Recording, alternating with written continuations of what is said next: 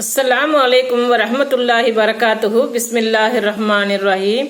அன்பான சகோதர சகோதரிகளே, எல்லாம் வல்ல அல்லாஹ்வின் நல்லடியார்களே, இன்று நாம் காணவிருக்கும் தலைப்பு தொழுகையை பேணுவோம்.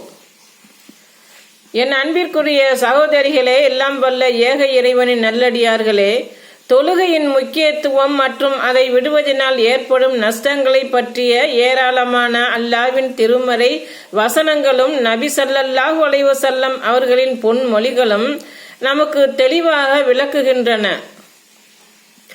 உங்களில் ஒருவரின் வாசலில் ஆறு ஒன்று ஓடிக்கொண்டு இருக்கிறது.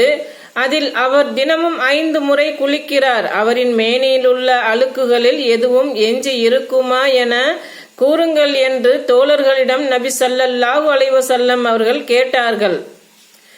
அவரின் அழுக்குகளில் சிறிதளவும் எஞ்சி இராது என நபி தோழர்கள் கூறினர். இது ஐவேளை தொழுகைகளின் ஓமையாகும். இதன் மூலம் அல்லாஹ் பாவங்களை அகற்றுகிறான் என்று நபி ஸல்லல்லாஹு அலைஹி வஸல்லம் அவர்கள் கூறினார்கள். அறிவிப்பவர் அபூ ஹுரைரா ரலியல்லாஹு அன்ஹு, புகாரி 528. உடலை அழுக்கிலிருந்து தூய்மைப்படுத்தும் ஆற்றுக்கு தொழுகையை நபி ஸல்லல்லாஹு அலைஹி வஸல்லம் அவர்கள் உதாரணம் காட்டுகிறார்கள்.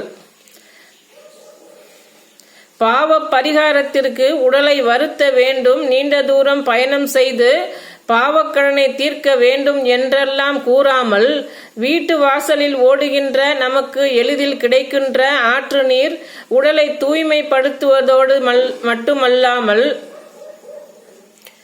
எந்த விலையும் கொடுக்காமல் மிக பெரும் சிரமமும் இல்லாமல் நாம் தொழும் தொழுகை நாம் செய்யக்கூடிய பாவங்களை போக்கும் மருந்தாக உள்ளது என்று கூறியுள்ளார்கள்.